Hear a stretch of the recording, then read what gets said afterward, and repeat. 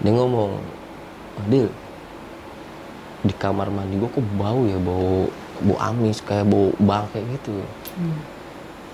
Aku lihat ke sana, bener, pas buka pintu kamar mandinya tuh, wah langsung udah gitu auranya panas gitu. Pas belum gitu kan panas ya. Cuman aku nggak ngomong aja yang lain juga mungkin merasa takut kali ya, kayak ada sesuatu lah gitu kan. Nah, udah tuh kelar manggung, pas nyampe hotel, anak-anak kan langsung tidur tuh biasa ngobrol dulu. Nah kebetulan ngumpulnya di kamar aku gitu kan. Jalan Pulang Podcast, bawa cinta yang disampaikan. Ada Arun dan Ego di Cafe Rumi.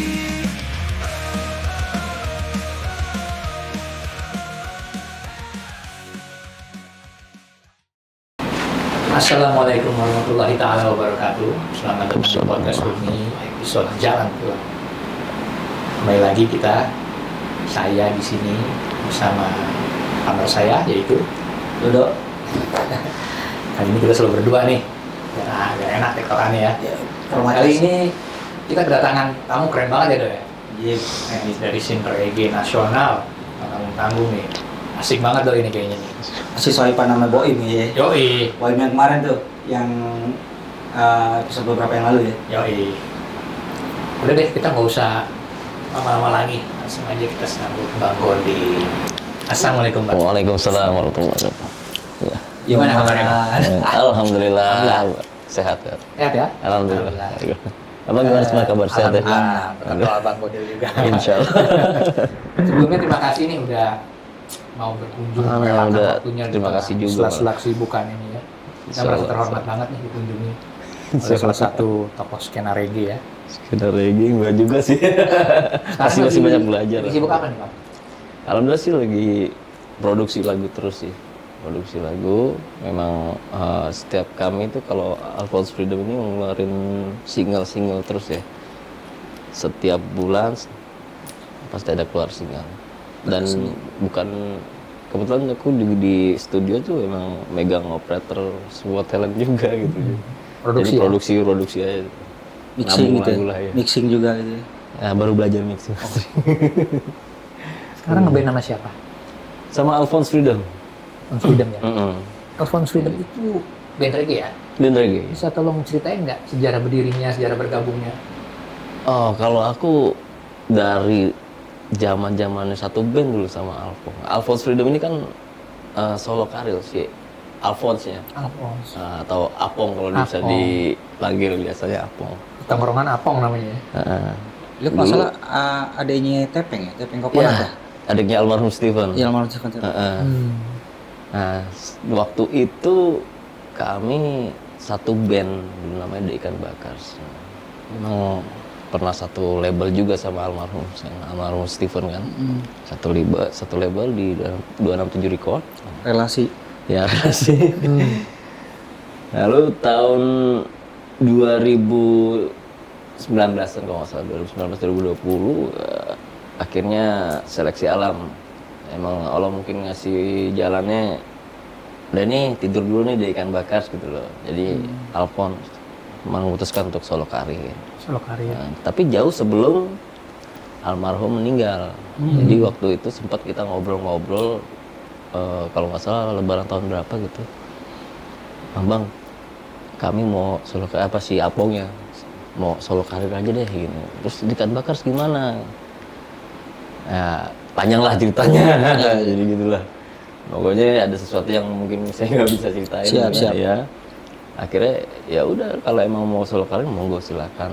Tapi jangan lupa izin dulu sama label gini. Oh ya udah. Akhirnya beliau ngizinin gitu.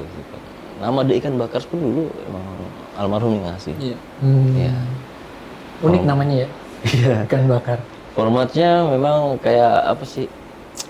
Kita ngasih reggae tapi kita combine sama rap. Waktu itu The Ikan Bakar ya ada rappernya. Jadi Apong lead vokalnya, ada lagi vokal buat rapper juga. Ada unsur dubnya? Ada. Ada ya? Ya. Kami dulu memang yang jadi influence-nya tuh malah Revolution, Soja, terus Iya, iya. apa? Oh, Soulja ya. Iya, Soja. Kalau kekinian kayak model Daddy Yankee gitu. Jadi ya modelnya kayak gitu. Daddy Yankee ya. Ya. Iya, iya. Kalau sekarang udah banyak kan Kongkara lah, Demian yang lebih ini banget sih Demian sih sebenarnya. Tapi kalau Demian kan bedanya kalau Demian tuh ngeraga bukan nge-rap. Oh, bedanya gimana tuh? Kalau nge-rapper itu kayak ngomel, kalau yang raga itu kayak nge-rap tapi berrotasi gitu, Oke. berirama. Gitu. Ritmenya beda deh. Ritmenya beda. Kalau rapper kan kadang kayak ada yang bilang triplet tuh, ya gitu itu tuh rap. Freestyle ya gitu. Ah, ya bisa bener Iya, gitu deh. Berarti sama Alphon Freedom ini udah menelurkan berapa single, berapa album? Kalau untuk single ini udah hampir mau 10 ya. Alhamdulillah. Jadi kita mau bikin single. Kalau udah 10 lebih baru di cover jadi album. Gitu. Jadi secara mempublikasikannya lewatnya itu ya single itu. Ngeluarinnya Berarti tiap single rilis, Iya. Oh, iya. Single rilis. Semuanya dibikinin klip tuh? Ya. Mantap. Strategi promo juga kali ya. Iya, kebetulan ya lagi promo juga. Kebetulan beberapa minggu yang lalu lah baru ngeluarin juga. Itu produksi 10 single itu di mana? Di Di studio Freedom mana? Hits Record. Di label itu sendiri ya? Kantor gitu ya? Kantor. Kebetulan kita Basecamp kantor juga kayak basecamp juga. Ya kan? Tapi memang itu kantor dan studio. Kayak potlot tapi reggae ya? Iya, model gitu. Gak cuma reggae aja sih sebenarnya. Oh, di situ. gitu? Iya. Oh. Ada musik kayak punk rocknya juga ada gitu. Ya kalau zamannya relasi dulu tuh ada band punk juga Begundal dulu. Ya. Iya kan? Model-model kayak Begundal. gitu. Mungkin kalau misalkan almarhum Stephen masih hidup, ya beliau senang banget tuh kalau siapa Iya, iya. mungkin studio gitu. Iya. Iya. Kalau lagu-lagu dari kalian itu temanya apa sih? Liriknya condong kemana sih? Ada Ceritakan yang- tentang apa gitu? Ada yang percintaan juga ada. Maksudnya percintaan ini maksudnya bukan cinta karena cuman cewek ke cowok, cowok ke cewek doang. Cinta sama sesama, sama orang tua, ada yang sosialnya juga. Kalau yang sosialnya ada judulnya lagunya Perbedaan. Beda. Bisa di Ada ya? ada di ya? YouTube-nya udah ada. Iya. Perbedaan. Ada yang apa kayak agak nyindir tapi membuat orang jadi lu jangan kayak gini loh gitu loh maksudnya. Mengingat ya, Mengingat sih sebenarnya. Ya, untuk Lebih ke membangun, mengingat sih dan membangun. saling menasihati. Insya Allah. Jadi mungkin pengennya sih melalui lagu itu bisa bermanfaat juga buat yang lainnya juga, buat anak-anak reggae juga. Menyebarkan hal positif ya. Iya, hal-hal positif juga gitu loh. Berarti tiap minggu manggung ya kalian? Nggak tentu juga sih. Iya. Ya, alhamdulillah kalau ada ya alhamdulillah. Alhamdulillah ya. Insya Allah. Sempat tur? Ada aja. Sempat waktu kalau nggak salah setahun yang lalu kalau nggak salah ya. Itu kebetulan itu acara Vespa World Day. Vespa World Day. Oh, Vespa. Iya. Itu yang ada di Langganan Bali. reggae kalau acara Vespa ada pasti reggae. Iya. Reggae sama mod sih biasanya. Nah itu kebetulan kita emang pengen sekalian silaturahmi gitu. Naik mobil deh gitu, naik lewat darat kira-kira. Tembusin Bali. Setelah acara itu kita kontak-kontak kayak teman-teman yang di Malang, di Jogja, di Solo waktu itu sama di Banjarnegara. Alhamdulillah dibikin acara gitu loh. Kita mau lewat nih gitu. Sekalian ya? Alhamdulillah sekalian. Ya sekalian silaturahmi gitu loh gitu. Ya alhamdulillah dapat uang jajan juga gitu kan. Alhamdulillah ya. Alhamdulillah. Jalan-jalan tapi dibayarin. Kalau untuk roadshow dari promo sendiri sih paling radio-radio aja. Oh, Belum roadshow bener-bener roadshow live tuh belum. Insya Allah sih ada rencana nanti kalau memang udah tercover 10 lagu ini jadi album insya Allah. Roadshow ya, jalan. Mohon doanya aja. Oh malu nggak? Semoga lancar ya. Rasanya Pak, sekarang kan lagi gempurannya musik-musik yang digital ya, EDM segala macam. Sekarang kemarin habis Hypersonic kan. Tuh scene reggae itu gimana ya sekarang tuh? Maksud perkembangan scene reggae itu kok sekarang agak kurang terdengar ya gitu ya, maksudnya gigs-gigsnya gitu kan. Gigs-gigsnya ya. Iya, kalau dulu kan masih zamannya apa? Pensi-pensi kan masih itu ya kan. Iya.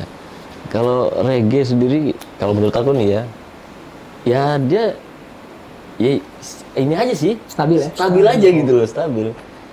Kadang memang kayak tak dengar tapi ada. Tapi ada. Iya. Punya komunitas Udah ada. sendiri ya. Apalagi di daerah-daerah itu daerah lebih banyak malah. Tetap hidup ya. Tetap hidup. Cuman nggak ke-expose aja mungkin. Iya. Iya, itu. Maka Media ada mungkin kurang beberapa highlight, kurang expose Itu media. dia. Ya media-media zaman sekarang ini ya, digital medianya kayak. Ya itu balik lagi ke medianya sih. Proaktif, harus proaktif kan media. Atau mungkin dari manajemen label atau manajemen band harusnya woro-woro juga. Ya, Kalau bisa punya jadi. kenalan di media. Kenalan media. Stabil aja sih. Alhamdulillah. Ya sambil ini bisa lah ya. Sambil jalan nanti. Sambil jalan, Belajar kan, iya. evolusi kan. Heeh. Selama manggung Heeh. pernah ada kejadian unik nggak? Kejadian aneh, mistis atau apa? Waduh, Masya Allah. Ada nggak punya pengalaman gitu nggak? Hampir kalau waktu di ikan bakar dulu ada. Ada ya? Iya, waktu kita di boleh sebut nama kota nggak sih? Boleh. Boleh. Di Banyuwangi gitu. Oh. Ada salah satu Oh. hotel lah waktu itu. Yang memang pas kita datang itu emang suasananya pun kok ini hotel begini ya. Jadi bentuknya tuh kayak bungalow gitu. Ada pohon-pohon besarnya, udah gitu di bawah pohon itu kayak ada apa kayak patung arca gitu loh. Udah gitu disorot lampu kan jadi kayak gimana gitu kan. Serem-serem gimana gitu. Orang mistiknya ya agak kemana gitu ya. Iya, itu pengalaman yang menurut aku satu band itu ngerasain. Semuanya ya? Iya. Merinding bareng ya? Masalahnya bener-bener nyata kejadiannya. Nyata? Iya. Gimana Waktu tuh itu detailnya? kita nyampe sana tuh pas banget maghrib. Pas nyampe hotel tuh maghrib. Nah malam itu kan kita harus udah soundcheck kan. Oke, bebenah dulu, beres-beres, siap-siap, udah, baru kita naik mobil buat soundcheck. Nah, baru keluar hotel itu sekitar 20 meter atau 100 meter lah. Itu satu mobil nyium bau amis yang kayak bau ikan, amis ikan juga bukan, kayak amis darah gimana. Busuk ya kali? Ya modelnya kayak gitu lah. Nah, bau banget amis sih, tapi nggak hilang-hilang gitu. Mungkin lewat pasar gitu kan, kita pikir positif aja kan. Pas nyampe venue, nah, jadi kan 2 mobil nih. Yang satu mobil anak-anak, yang satu lagi mobil alat kan. Nah, ada roadman kami kan di mobil alat. Kami tanya tuh pas nyampe venue, mobil bau nggak? Enggak. Oh, berarti mobil kami doang nih bau nih kan. Ya udah, pasti positive thinking lah ya. Iya. Lalu kelar soundcheck, kita balik, itu baunya masih ada di mobil. Ya masih ada sampai hotel. Nah, masih positif thinking nggak tuh? Mungkin itulah bangkai ikan mungkin ya, keberasanya baunya masih ngikut mungkin kan. Iya. Udah. Alhamdulillah malam itu nggak ada apa-apa. Pas siang kan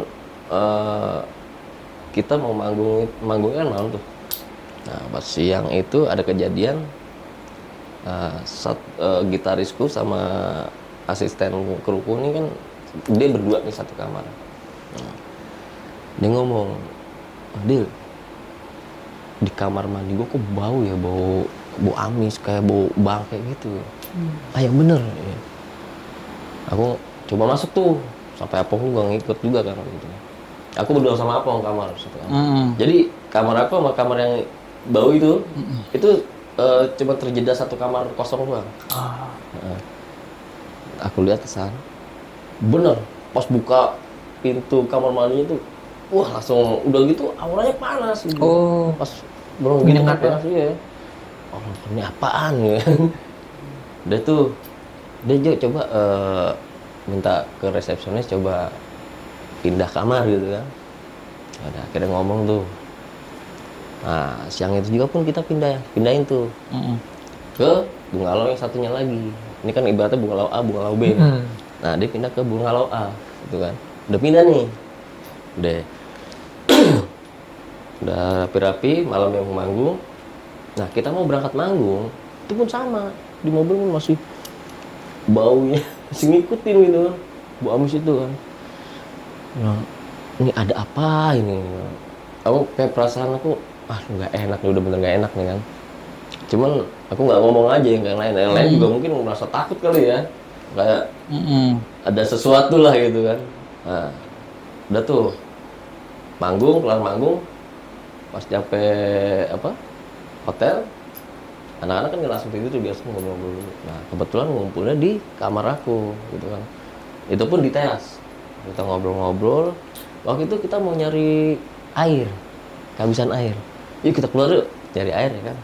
Pas kita mau keluar jalan, ada salah satu vokalisku yang rapper itu, tiba-tiba dia, aduh, gue ngeliat ini nih, udah prajurit lah segala macam. Wah, yang bener lu. Jadi kayak orang kemasukan lah, ini udah nggak kuat, akhirnya dia kemasukan. Ya, masukan. Logikanya gini, pas aku percaya sama anak-anak tuh percaya kalau itu kemasukan, dia ini orang Sunda, tapi bisa ngomong bahasa Jawa. Itu loh. Ya, Di luar kebiasaan dia. iya, ngomong Jawa. Nah, ini anak kan bisa ngomong Jawa ya kan. Nah, ngobrol-ngobrol. Mungkin waktu itu maaf ada orang di antara personil kami memang masih ada yang maaf ya mabuk. Oh iya. Karena mungkin mau ngobrolnya sembarangan gitu kan. Sompral ya. Nah, beliau itu ngebilangin jangan sembarangan lah gini ya gitu loh maksudnya. Nah, tuh orangnya udah mencekam banget tuh. Yang mencekam, dia udah sadar nih. Kita kan masih butuh air nih buat ngasih minum dia nih, kayak capek nih ya. Udah minta tolong deh, siapa kayak jalan. Ada salah satu yang ikut kami, mana sih? Gak percaya gue ngeliat gitu-gituan gini. Karena memang dia lagi dalam keadaan mabuk ya, mungkin ya. Ya udah, lu nggak usah kayak begitu lu, jangan ngomong kayak gitu lu, nggak boleh takabur lu nih. Daerah orang nih, gitu. Iya. Jangan begitu. Oh enggak, gue cuma ini aja pengen tahu aja kata dia gitu kan. Jadi sini gue yang beli air deh. Akhirnya dia yang beli air tuh. Jadi dari kamar aku, Bungalau B, Bungalau A ini kan ada sela-selaan yang emang ada pintu yang gerbang mau menuju laut kan. Nah motor kebetulan di situ ada teman komunitas lah yang bawa motor ke situ kan. Motornya taruh situ. Jadi gue pinjam motor dia kan. Nah pas mau ngambil, itu cuma berapa menit ya, dia balik lagi dalam keadaan sadar mukanya. Lu kenapa? Gila. Itu gue ngeliat ada api turun dari atas depan gue. Kan lo gue bilang. Bener kejadian tuh kan. Akhirnya kami udah di situ aja tuh. Yang kemana-mana. Itu asbabnya kenapa itu? Ada kejadian gitu bang? Apa ada ya ada yang nyebut atau emang apa gitu? Yang pas bau itu? Iya. Nah, maksudnya pas di endingnya ternyata ini loh asbabnya. Nah gini, pas kita pagi-pagi tuh balikan ya, kita karena emang mengejar ke bandara. Waktu pas perjalanan udah mau masuk Surabaya, kita kan naik dari Surabaya kan, itu anak-anak baru pada ngomong, baunya udah hilang. Emang tadi bau? Iya. Jadi anak-anak tuh karena masih nyium baunya tuh pada diem, kayak takut dengan mungkin kejadian semalam kali ya. Takutnya ngikut ya. Emang takut ngasih tau, takut semuanya riuh jadi. Iya bener riuh. Iya tadi nyium pada nyium gue. Akhirnya pas sampai bandara, drivernya ngomong, bukan driver sih, aku yang ngomong. Ada salah satu juga itu hotel gawat tuh semalam begini-begini kita ceritakan. Iyalah mas, orang itu dulunya pernah buat tempat aborsi. Allahu Akbar bilang. Jadi itu dulu kamar.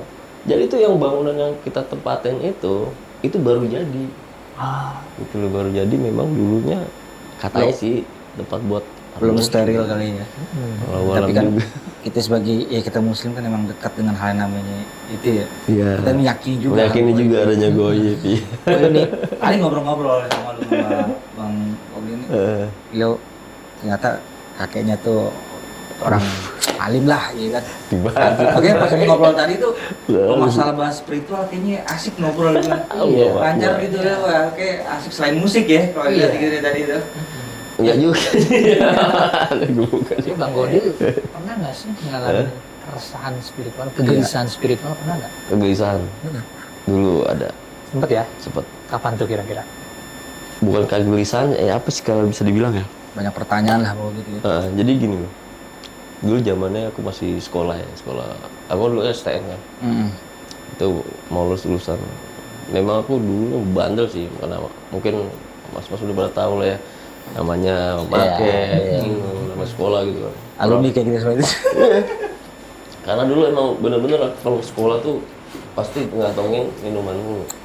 Kalau gepeng ya. Gepeng tuh ya. Gepeng dia. Lain katanya gepeng sih memang ya. Produknya gepeng tuh. Singa jengke. Iya kan? Sama ya itu, sama di dompet. Nah, Iya. herbal ya. Herbal tuh herbal. Nah dulu gitu ceritanya gini, waktu itu lulus-lulusan kalau nggak salah itu aku lulus-lulusan, aku biasa depan sekolahanku itu ada warung yang suka nongkrong buat ngerokok, buat ngopi anak-anak gitu. Nah aku kebetulan bertiga tuh sama teman aku tuh, lagi biasa lagi bakar kan di belakang warung itu. Nah itu mungkin nggak tahu ya lagi ngeplay-ngeplaynya kali ya. Jadi pas ngelihat satu sudut gitu, ada ya, kayak putih berwujud, kayak orang pakai sorban gitu lah pokoknya. Dan dia dengan mata melotot begini, nunjuk-nunjuk gitu loh, nunjuk-nunjuk aku. Pas, wah, ini siapa? Padahal apakah ini halusinasi kah atau apa? Itu yang pertama tuh. Nah, terus kejadian lagi itu setiap malam Jumat. Setiap malam Jumat tuh, wah, kamu kan kalau kamar kan di atas sebetulnya, kalau tidur di sendirian. Itu kalau setiap malam Jumat di atas jam 12 itu kayak ada apa? Tembok tuh kayak digaruk gitu. Jelas kedengarannya. Jelas banget. Jelas banget ya. Nah, itu setiap malam Jumat. Kadang kalau aku lagi mungkin terbangun, kedengar tuh suara itu. Karena juga kalau misalkan kerak, aku bangun hilang. Gitu kan.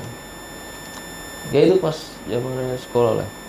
Jadi Keresahan itu sih sebenarnya kan. Nah, waktu itu memang tahun 2007 lah kalau nggak salah. 2007, 2008 itu aku ketemu kayak apa, guru spiritual lah. Oke. Guru ngaji. Dan udah kayak ayah angkat sendiri, udah kayak ayah sendiri.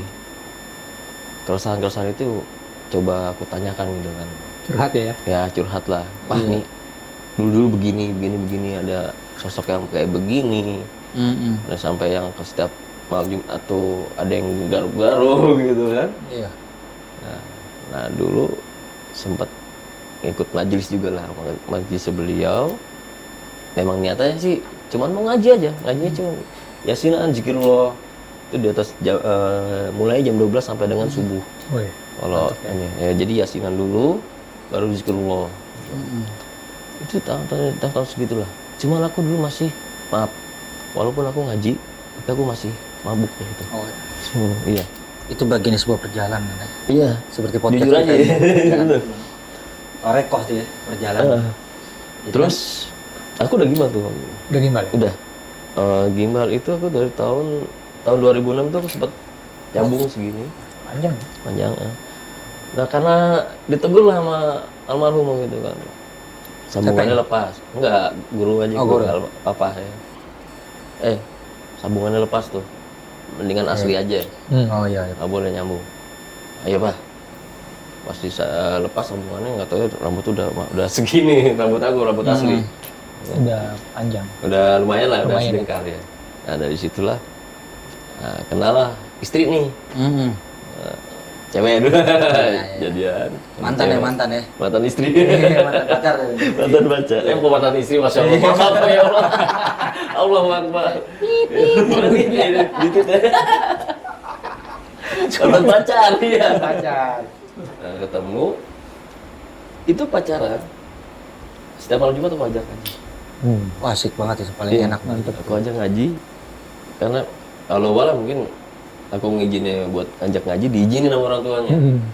Padahal penampilannya begini, gimbal. Dulu masih tindikan loh waktu pas kenal sama keluarganya tuh kan. Udah gitu,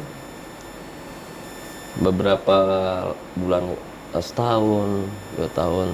Jadi ya emang karena niatku tuh cuman ngaji aja udah. Ibaratnya nggak ada niat yang lain-lain gitu kan. Nggak ada niat mau bisa ini, bisa ini, segala macam itu nggak ada niat. Ya curhat lah itu.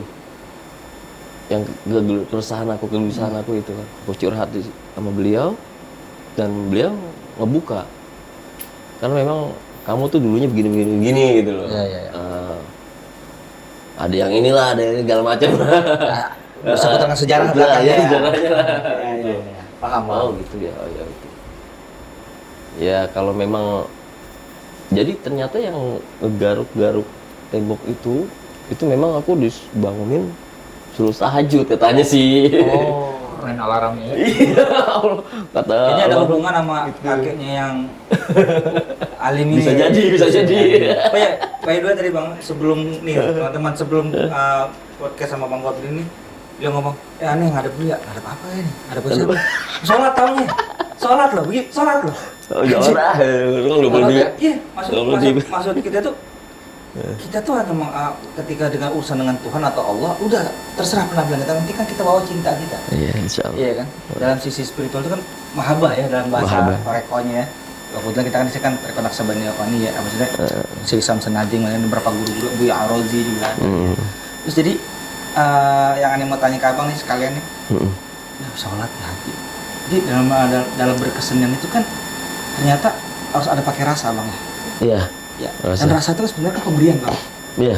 Ya pemberian dari yang maha memiliki rasa. Nah itu abang menjikapi hal itu gimana korelasinya dengan kehidupan abang, dari itu seninya, dari kehidupan spiritualnya makin hari itu gimana bang?